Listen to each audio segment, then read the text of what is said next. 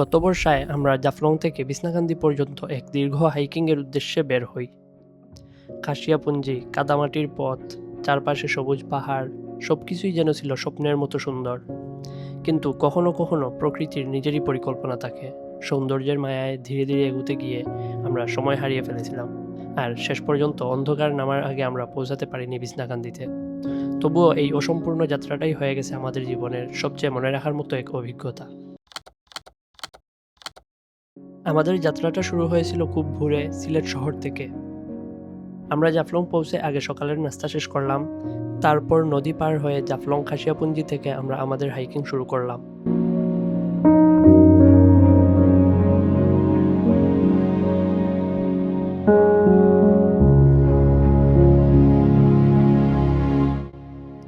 পাহাড়, সবুজ মাঠ আর কাদামাটির পথ। সামনে তাকালেই দেখা যাচ্ছিল সুন্দর পাহাড়গুলো। বৃষ্টি ভেজা আবহাওয়াটা পুরো যাত্রাটাকে আরো বেশি উপভোগ্য করে তুলেছিল। আমরা হাঁটছিলাম, হাসছিলাম আর প্রতিটা মুহূর্ত উপভোগ করছিলাম।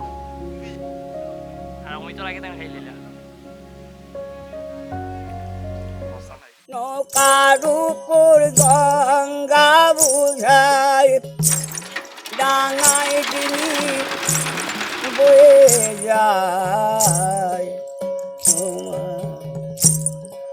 আজব লীলে দয়া।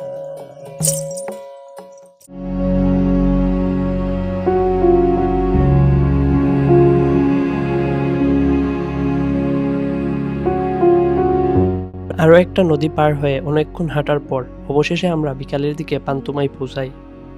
জায়গাটা ছিল সত্যি অসাধারণ সুন্দর, কিন্তু তখনও আমাদের অনেকটা পথ বাকি ছিল।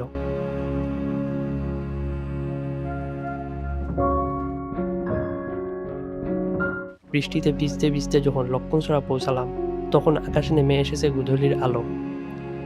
তখনই আমরা বুঝতে পারলাম আজ আর বিছনাকান্দি পৌঁছানো সম্ভব হবে না। অবশেষে রাত 8টার দিকে আমরা পৌঁছে গেলাম হাজারপাড় বাজারে। হাজারপাড় থেকে আমরা একটি রিজার্ভ সিএনজি নিলাম এবং ফিরে এলাম সিলেট শহরে। আমরা হয়তো বিছনাকান্দি পৌঁছাতে পারিনি, কিন্তু এই যাত্রার প্রতিটা মুহূর্ত হয়ে থাকবে আমাদের জীবনের এক অসাধারণ স্মৃতি।